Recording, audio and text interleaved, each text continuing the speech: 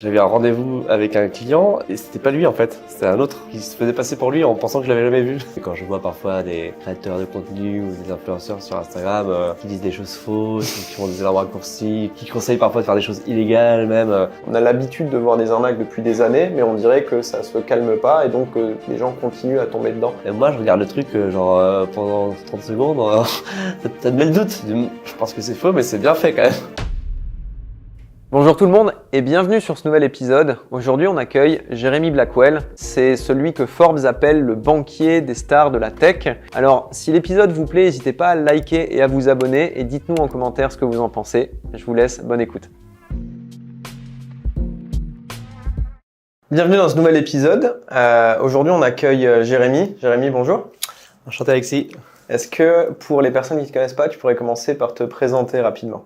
Alors oui, bien sûr. Donc, alors j'ai deux casquettes. Je suis donc directeur et gérant de fortune au sein de la banque Autingre et j'accompagne essentiellement des entrepreneurs dans la gestion de leur argent.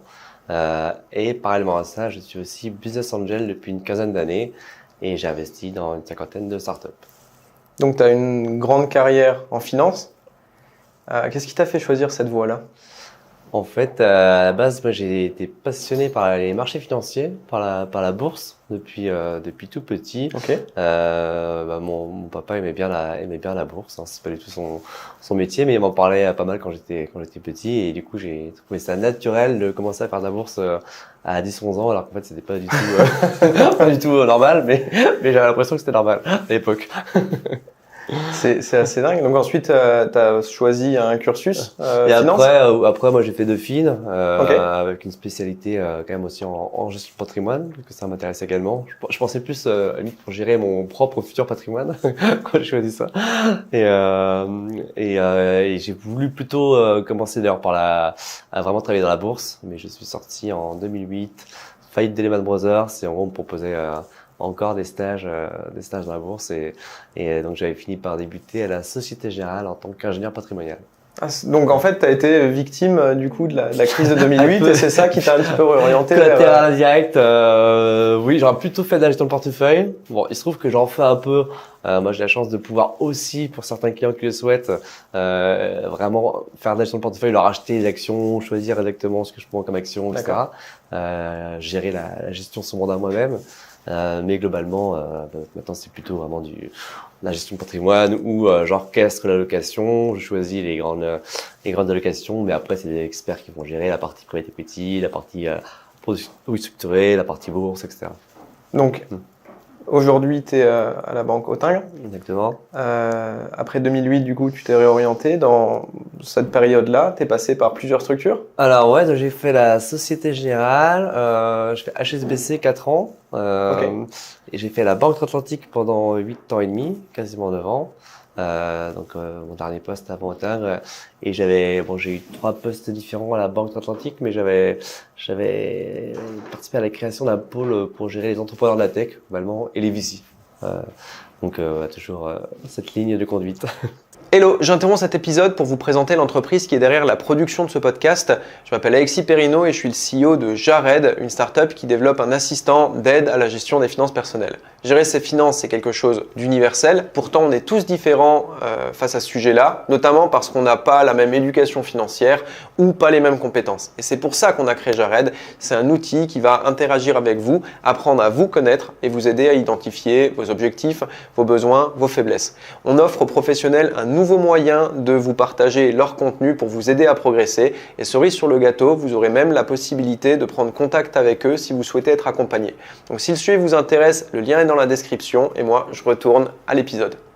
Je parlais tout à l'heure de ta orientation vers le banque au niveau tech. Ouais. Justement, c'est quand est-ce que cet intérêt pour la tech t'est venu et comment en fait est-ce que tu as commencé à t'intéresser vraiment à ce domaine spécifique en fait? En fait, c'est à travers la bourse que j'ai commencé à beaucoup m'intéresser à la tech. Notamment, je faisais, j'étais jeune, j'avais genre 12 ans, mais je faisais toutes les introductions en bourse un peu avant les 4 points de début d'Internet. Donc, ça parlera pas aux jeunes, mais des Liberty Surf, des Valtech, des Fisystem, premières agences un peu agences internet où les participants c'était un fournisseur d'accès à internet, enfin beaucoup de boîtes qui s'introduisaient qui à chaque fois prenaient à 100% de la journée en gros et moi je la revendais tout de suite et après j'ai investi dans pas mal de GAFA, de Alibaba, de Tencent, de Valor Tech, Okay.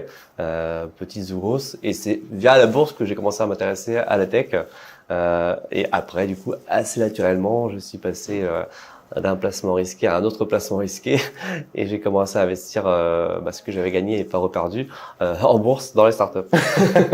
Et c'est comme ça du coup que Forbes en vient à t'appeler, c'est comment, le banquier des stars de la tech, non? Le C'est banquier quelque des chose comme stars de la tech, ouais, ça m'a fait une bonne pub, hein, je les remercie. Mais oui, alors, en fait, comme j'adore la tech, j'adore le côté entrepreneur. Petit à petit, moi j'ai toujours fait de la gestion de fortune en gros, mais au début j'avais plutôt des clients PDG, etc., plus classiques on va dire, ou famille, héritiers, etc.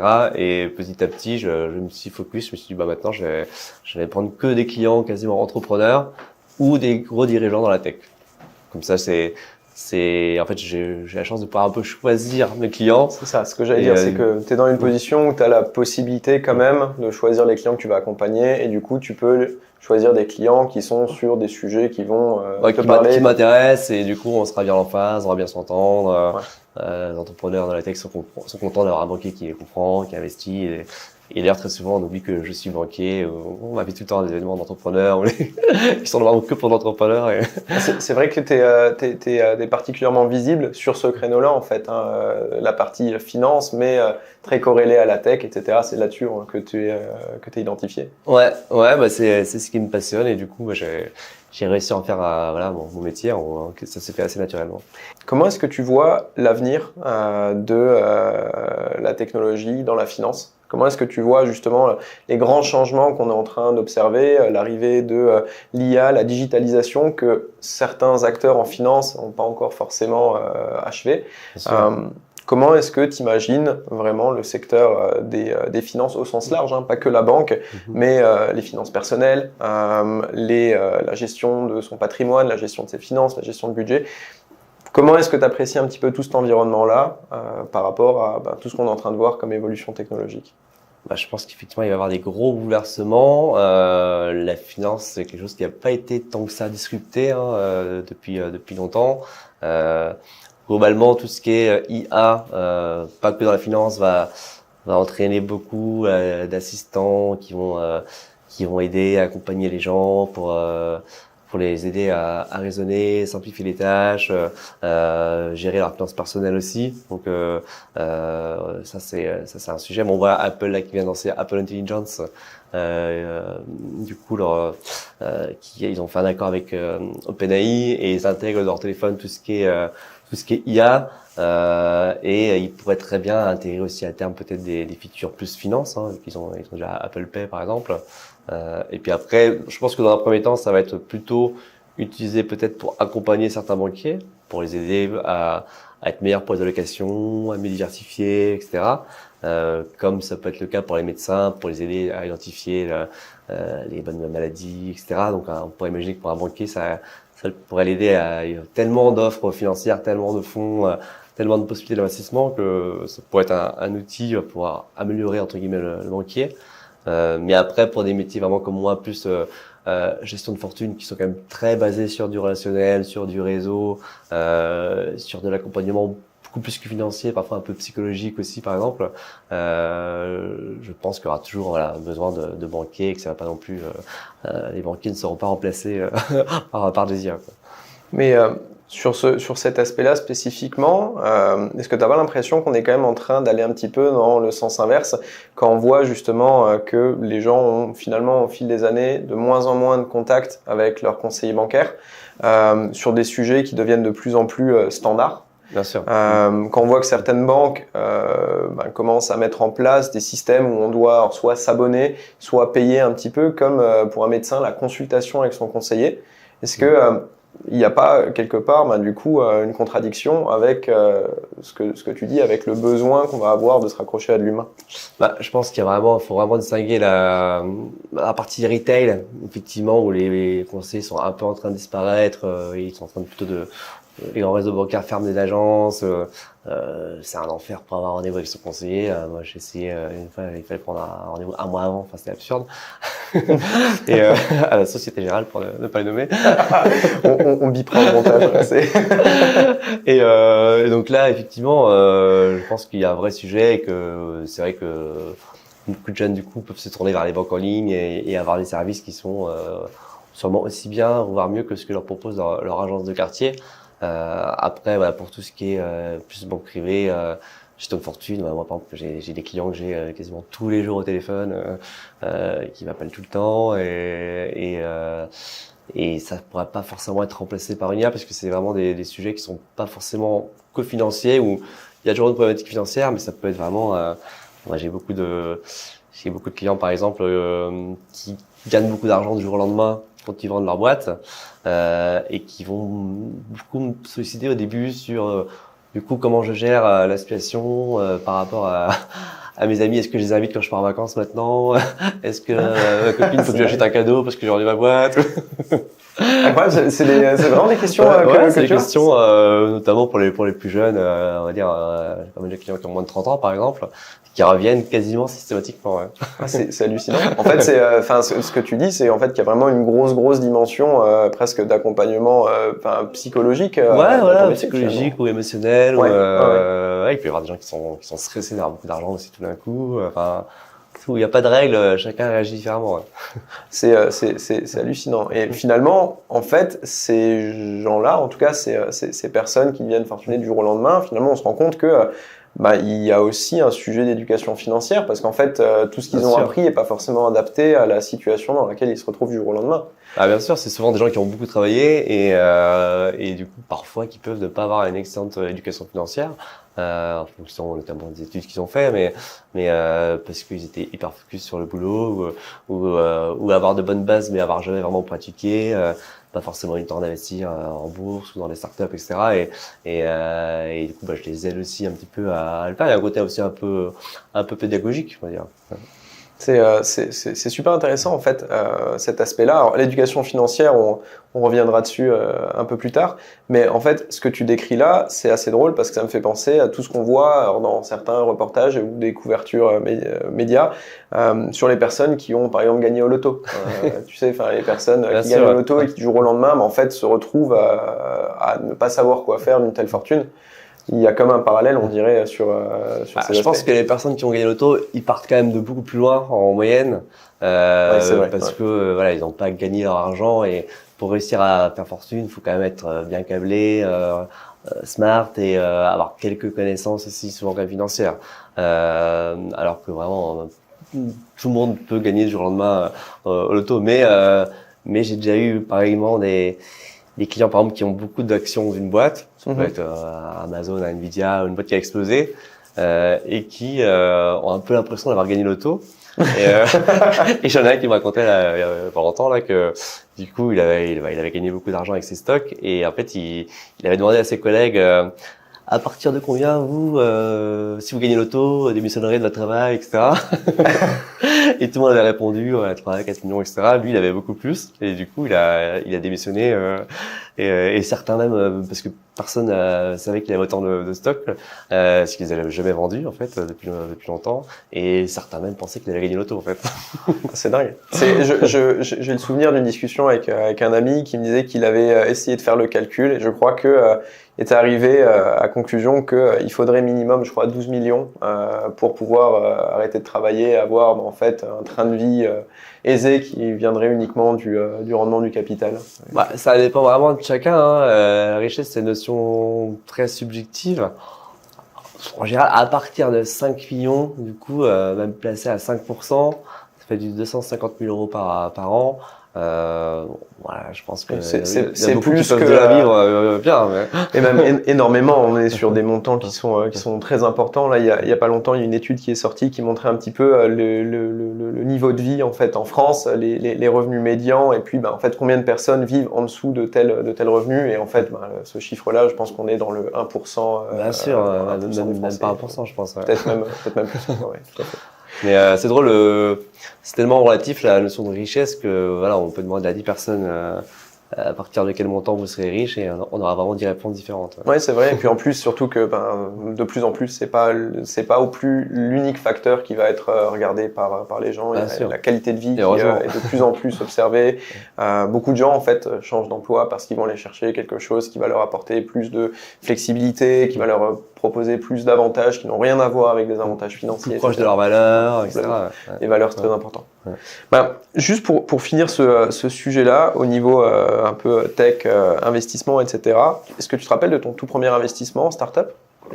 Alors oui, je me rappelle alors de mon tout premier investissement. Alors j'en ai deux que j'avais fait un peu en même temps. Un qui s'appelait Sugar Price, qui voulait un peu... c'était un peu un Groupon avant l'heure, mais un peu trop tôt. Du coup, qui s'était planté relativement rapidement, mais l'idée était pas mal. Et l'autre qui s'appelait Ilou, qui a marché pendant quelques temps avant de disparaître également. C'était la location entre voisins. En gros, tu as une perceuse, tu la loues à ton voisin. En fait, ils auraient dû faire de bons coins en vrai.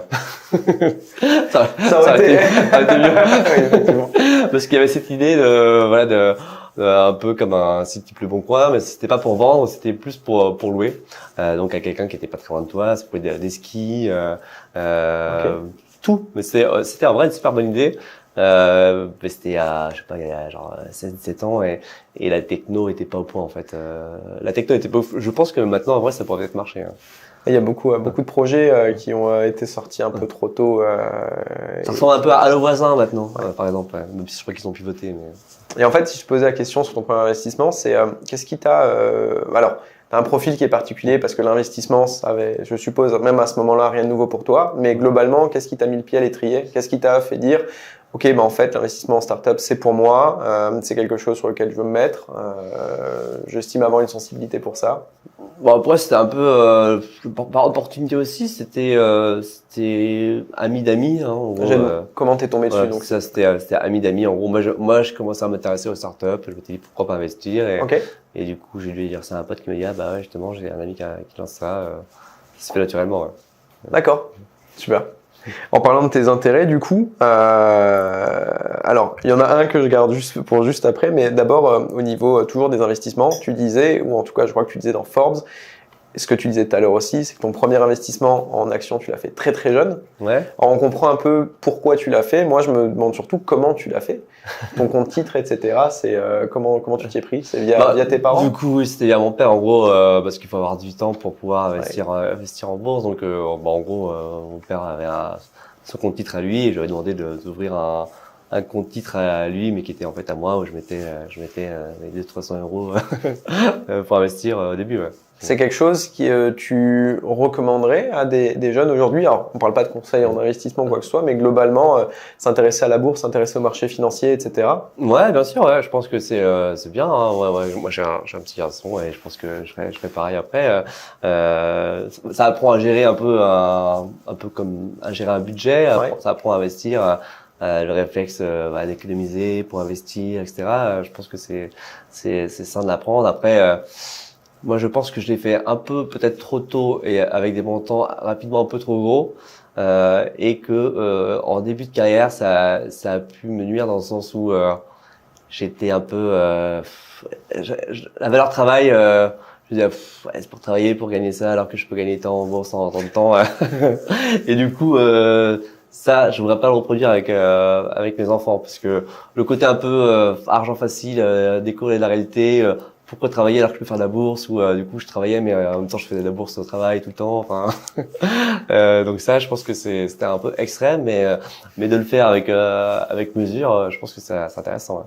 Ouais. Ok, c'est effectivement à prendre note du coup et à garder de côté pour effectivement les jeunes générations. C'est ça. Et un dernier point, tu es très présent sur LinkedIn. C'est vrai. C'est d'ailleurs là, tout au début, avant qu'on se rencontre, etc., que je te suivais, que je voyais un petit peu ce que tu postais. LinkedIn, c'est quoi pour toi? C'est un outil de travail, c'est un espace où tu peux partager tes intérêts. Comment tu vois en fait le réseau? C'est quoi ta relation par rapport justement à ton profil, à ta personnalité publique, si je puis dire, sur LinkedIn? Ouais, bah au début j'ai vraiment commencé LinkedIn un peu vraiment sans un peu la rage, sans stratégie. J'aimais bien tout ce qui était tech et bourse, en gros finance, et donc ouais, je faisais un peu de posts là-dessus. J'avais fait aussi un vidéocast pour aider une startup où j'avais investi, où j'interviewais des entrepreneurs. Enfin, Ouais. ça se fait un petit peu naturellement, et puis bah, petit à petit, c'est devenu plus un outil de travail. Maintenant, je me suis un peu professionnalisé, même si je fais je fais tout seul en général à 3 heures du matin quand je dors pas et ou dans le métro. Mais donc maintenant, c'est quand même un outil de travail dans le sens où avant je faisais un post de temps en temps, je pouvais pas en faire pendant un mois, reprendre sans aucune régularité, enfin tout le contraire de ce qu'on dit qu'il faut faire pour bien percer sur LinkedIn. Et maintenant j'essaie de faire près de posts par semaine, plutôt entre le mardi et le jeudi, enfin d'avoir une certaine rigueur on va dire. Donc et c'est évidemment un super outil pour moi pour capter des nouveaux clients. J'essaie d'avoir une cible plutôt on va dire à high-net ou à ultra-high-net et beaucoup aussi d'entrepreneurs dans la tech, mais c'est beaucoup de dirigeants de boîtes dans la tech aussi. Donc ça m'apporte vraiment beaucoup de prospects qui deviennent clients après, en plus d'une bonne visibilité qui me permet aussi facilement les très rares fois où moi-même je sollicite quelqu'un pour lui demander de le rencontrer pour un café, un resto, etc. J'ai quasiment 100% de retours positifs, et je pense vraiment que c'est lié aussi au fait que je suis assez présent sur LinkedIn. Les gens ont un peu l'impression de me connaître déjà, et puis certains sont curieux de me rencontrer, de me demander comment j'ai fait justement pour percer sur les réseaux, etc. Donc ça m'aide pas mal dans le boulot. Ouais. C'est un vrai boulot. Je suis un peu un ovni dans ma banque. Je pense que certains doivent se demander parfois un peu comment je travaille et tout, mais ça me prend quand même pas mal de temps, mais c'est une bonne part quand même de mes clients que je peux capter via LinkedIn. Ouais. On va passer au dernier gros morceau. Je suis sur l'éducation financière parce que on a fait vraiment le tour de ton profil. On voit un petit peu le recul que tu peux avoir sur ce sujet-là. Bon, la première question que j'ai par rapport à cette thématique, parce que c'est une thématique qui moi me passionne et me fascine. C'est quoi ton regard sur l'éducation financière aujourd'hui et plus particulièrement en toute logique en France? Je pense qu'en France, il y a vraiment un gros déficit d'éducation financière globalement. Bon, je pense que c'est un problème lié notamment à la culture en France. On a quand même toujours un peu le tabou de l'argent, où c'est moins bien vu, on en parle beaucoup moins qu'aux US par exemple. Et donc oui, même moi je constate même pour j'ai déjà vu par exemple des PDG de très gros groupes, CAC 40, etc., que j'accompagnais, des gens hyper intelligents, mais qui n'avaient pas une bonne culture financière.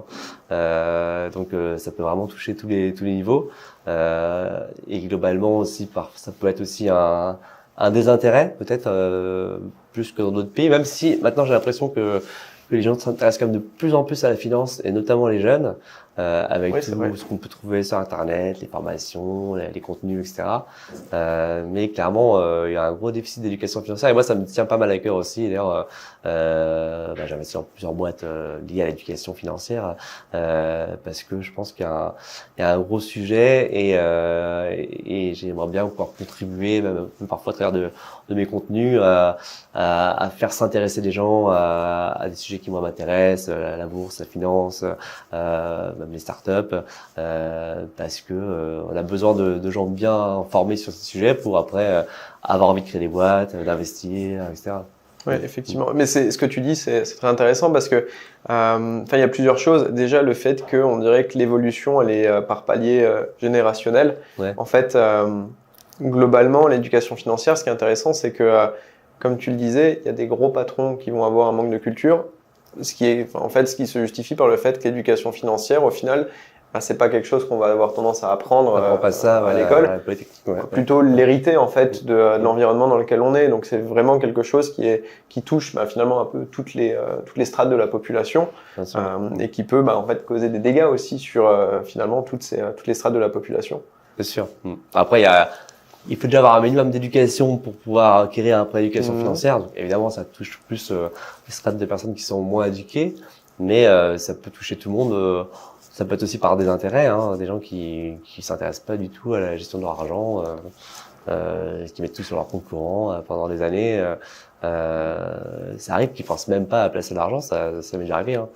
Et parce que finalement, le système fait que jusqu'à un certain point, t'as pas forcément besoin de t'en préoccuper. Enfin, on a beaucoup de dispositifs qui automatisent un petit peu la chose, alors pas de la meilleure manière, mais qui te permettent en tout cas de pouvoir avancer, gagner ton argent sans avoir tout de suite à te préoccuper de ce qu'il y a à faire pour pouvoir optimiser cette gestion. Ouais, tous les systèmes de DCA, de versement programmé, etc. Moi je trouve ça bien. Hein, j'encourage, notamment pour les gens qui n'ont pas forcément le temps ou l'envie de gérer leur argent. Le fait de mettre en place des investissements automatiques de manière régulière, je pense que c'est bien. Hein. Et tu disais aussi que finalement les nouvelles générations, elles ont tendance à être un peu plus éduquées ou un peu plus formées parce qu'elles ont accès à plus de contenu. Dans le lot, il y a quand même beaucoup de mauvais contenu. C'est vrai. Est-ce que tu as déjà remarqué justement des conséquences de ces choses-là? Alors, je sais pas, auprès de tes clients ou dans ton entourage, etc. Est-ce que tu te rends compte que finalement, avoir un accès trop direct au contenu et pas être en capacité de savoir s'il est bon pour nous ou pas peut générer du dégât? Chez mes clients, honnêtement, pas trop parce que c'est des mecs brillants et du coup, ils sont pas à voir par ce genre de piège globalement. Mais oui, mais quand je vois parfois des créateurs de contenu ou des influenceurs sur Instagram qui disent des choses fausses ou qui font des énormes raccourcis, qui conseillent parfois de faire des choses illégales même par méconnaissance, pas parce qu'ils sont honnêtes, mais je pense qu'ils savent même pas que c'est interdit. T'as des exemples comme ça en tête ou J'avais vu, je sais plus, par exemple, des mecs qui conseillent de sous-louer leur appartement, chose de base, mais c'est interdit de sous-louer, en tout cas sans l'accord du bailleur, et le bailleur en général ne donne pas son accord. Mais j'avais une vidéo d'un mec qui conseillait à tout le monde de sous-louer ou de faire des prêts dans différentes banques sans les déclarer, choses comme ça. Je crois que j'avais déjà vu deux trois vidéos de ce type. Effectivement, ouais, c'est assez alarmant. Mais donc, je pense que ça peut créer chez les gens des idées fausses, comme quoi c'est facile de gagner de l'argent. Je vais gagner de l'argent avec les cryptos en 2 mois, ou des gens qui vont penser que c'est facile de gagner de l'argent et que c'est rapide, alors que c'est long et difficile. Et le pire, c'est quand par exemple des personnes investissent, par exemple, ça peut être dans les cryptos. J'en ai vu plusieurs personnes qui en fait sont dans un bull run, une période où tout monte, et même en bourse c'est déjà arrivé, où en gros tu achètes un peu n'importe quoi et ça monte. Et donc souvent ils mettent des petits montants parce qu'ils s'initient, ils ont l'impression d'être super forts parce que tout monte, mais en fait c'est juste parce qu'ils sont dans une bonne période qui dure 1 mois, 2 mois, 3 mois, et après du coup ils se prennent un peu pour des stars, il y en a qui empruntent de l'argent, etc. pour même leurs amis, etc. ou à la banque, pour après investir des montants plus gros, et puis finalement ils perdent de tout parce qu'ils se rendent compte après que ils ont juste eu de la chance en gros, quoi. C'est vrai souvent en période de bull run, on voit beaucoup de témoignages comme ça. Alors moi, je traîne aussi beaucoup sur Twitter, sur ce qu'ils appellent le crypto Twitter, donc vraiment toute la sphère où les gens vont parler de ça. C'est vrai que tu vois énormément de témoignages de gens qui ont été faire des emprunts. Il y avait cet exemple d'une famille qui avait vendu sa maison à femme et enfants, etc. et qui allait vivre dans un van en attendant l'explosion du Bitcoin. Ouais, effectivement. Après, c'est des paris de vie, quoi. Hein, à ce moment-là, c'est plus de l'investissement, c'est de la spéculation. Ouais, bien sûr. Ouais. Et c'est vrai qu'on entend beaucoup les gens qui se vantent un peu sur les réseaux d'avoir gagné beaucoup d'argent, mais bizarrement, on n'entend jamais personne dire qu'ils en ont perdu beaucoup. Alors que ça, le marché financier, c'est quand même assez mathématique. Hein. Quand il y a un gagnant, il y a un perdant en face. Hein. Oui, c'est forcément. Et dans réalité, c'est même souvent 10% de gagnants qui prennent 90% des gains. Donc plutôt sur 10 personnes, il va y avoir 9 perdants et un gagnant. C'est très vrai en bourse. Et c'est aussi assez vrai dans les cryptos, je pense. Hein. L'éducation financière, c'est vrai que nous, chez Jared, par exemple, on considère que ça touche pas que l'investissement. L'investissement, c'est un des piliers de l'éducation financière, mais il y en a d'autres avec la gestion du budget, avec la gestion de la dette, avec la définition de ses objectifs et avec le droit du consommateur. Tu suis un petit peu ce qui se fait en termes d'arnaque en ce moment financière, tous les scams, les fraudes, etc. Je suis avec tout ce qui est deepfake notamment. C'est assez impressionnant maintenant tout ce qui est deepfake, arnaque au président. je suis pas, je cherche pas forcément d'informations dessus, mais naturellement, j'en vois souvent passer. Ouais. Celle qui m'angoisse particulièrement, c'est celle au faux conseiller, où en fait quelqu'un va usurper l'identité de ta banque, te demander de valider tes opérations, ensuite te siphonne les comptes. Parce que le problème, c'est que en fait, les banques sont réticentes au remboursement sur ce type d'arnaque-là, parce que en fait, l'autorisation vient de toi. Bien sûr. Quand tu te fais arnaquer par fraude à la carte bancaire ou quoi que ce soit, c'est un petit peu une défaillance technique, on va dire, du produit, tandis que là, c'est finalement une approbation humaine. Ouais, oui, c'est vrai. Et ce sujet-là, il est assez dingue parce que on a l'habitude de voir des arnaques depuis des années, mais on dirait que ça se calme pas et donc les gens continuent à tomber dedans. Tu penses que c'est aussi en raison d'un manque d'information, un manque d'éducation, ou c'est juste que en fait c'est quelque chose qui est trop perfectionné pour qu'on sache les déceler correctement? C'est vrai que même maintenant, tout ce qui est mail, ça arrive tout le temps sur l'arnaque, ou même en tant que salarié d'une banque et autre, on reçoit un mail pour nous dire il faut faire ça pour faire tel virement parce que sur telle opération il s'est passé ça, et un peu arnaque par mail.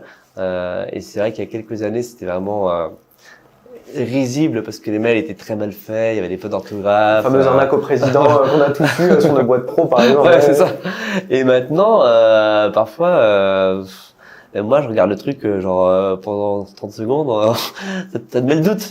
Je pense que c'est faux, mais c'est bien fait quand même. T'as des clients qui te font remonter parfois l'info qu'ils ont des tentatives justement de fraude? Ouais, de toute façon, on les encourage dès qu'il y a la moindre tentative de fraude à nous le dire, évidemment, parce que si on le fait pour eux, ça peut être pour d'autres clients. Donc après, faut qu'on soit au courant pour remédier à ça. Mais oui, clairement, et avec tout ce qui est maintenant vidéo, deepfake, etc., ça va devenir de plus en plus compliqué. Hein. Même ils peuvent reproduire la voix maintenant. Ils peuvent en fait vraiment reproduire et la voix et c'est physique. Donc c'est hallucinant. C'est là-dessus effectivement, il va y avoir besoin de beaucoup de sensibilisation et aussi qu'on ait des outils qui permettent de les détecter, parce qu'avec la meilleure sensibilisation du monde, si on y croit, on y croit. Hein, de toute façon. Ouais, c'est sûr. Donc, gros sujet, gros chantier à l'avenir, et il y a des boîtes qui commencent à essayer de lutter contre ça, notamment contre les deepfakes. Mais je sais que les deepfakes vocaux, c'est relativement facile d'identifier le truc, mais l'image, c'est vraiment compliqué. Oui, puis ça va pas se faciliter avec avec les sorties, effectivement. Toi, tu t'es jamais fait avoir, t'es jamais tombé dedans pour l'instant, t'es safe? Moi, alors, une fois, ce qui m'est arrivé, c'était drôle. Par contre, j'avais un rendez-vous avec un client et c'était pas lui en fait, c'était un autre qui était venu à sa place, qui se faisait passer pour lui en pensant que je l'avais jamais vu. C'est pas vrai. Incroyable. Et comment tu t'en es aperçu du coup? Parce que j'avais regardé sa carte d'identité tout simplement avant, et que j'ai bien vu que c'était pas lui, quoi. Et comment est-ce que lui, donc le fraudeur, était au courant qu'il y avait ce rendez-vous de prévu, etc.? Parce que c'est lui qui avait pris le rendez-vous du coup. Ouais, c'est lui qui avait pris le rendez-vous, c'était par téléphone en gros, monsieur machin prend rendez-vous, je suis ok. Donc il savait que tu avais un client spécifique? Apparemment, ouais, il devait savoir que j'avais ce client, et du coup il avait pris rendez-vous, et c'était pas lui. C'était longtemps, c'était un client qui était expatrié, donc c'est un peu différent. Ouais, d'accord. Il était pas en France et tout, et il était en Afrique en l'occurrence, et du coup, je me c'est pas vous. Et en gros, à quelle fin il essayait justement de se faire passer? Il allait te demander de décaisser de l'argent ou de faire des virements ou j'imagine. Du coup, j'ai même pas su le fin du fin, mais j'imagine que c'était sûrement soit pour essayer d'avoir des informations sur la personne, incroyable, soit à des fins de détournement. J'ai un de mes clients aussi qui s'est fait d'ailleurs hacker, usurpation d'identité. Je faisais des placements et je regarde, j'arrivais même pas à lui faire une carte bancaire parce qu'il était interdit bancaire. Je me dis, c'est bizarre quand même. Il a beaucoup d'argent pourtant. Et en fait, usurpation d'identité, il était même pas au courant. C'est moi qui lui ai appris du coup. Et quelqu'un avait fait un faux lui, et allait dans les banques et demandait des prêts avec des documents. Il avait récupéré des documents sur lui. Enfin, faire hyper attention. Hein. Et je crois que c'est un cauchemar. Hein, il me semble qu'après coup, c'est ultra compliqué ensuite de faire toutes les démarches. Parce que tu dois prouver que c'est pas toi, et donc ensuite t'as interdit bancaire, donc tu peux avoir de prêt, non, c'est pénible. Hein, ouais. Donc, ouais, effectivement, être très vigilant sur tous ces aspects-là. Ça, on le répétera jamais assez. Donc, pour l'instant, t'es safe sur ce niveau-là. Pour l'instant, j'ai de la chance et aussi, je pense que je suis quand même assez vigilant. Alors, je me suis jamais fait avoir. Ok, super. Écoute, merci beaucoup, Jérémy.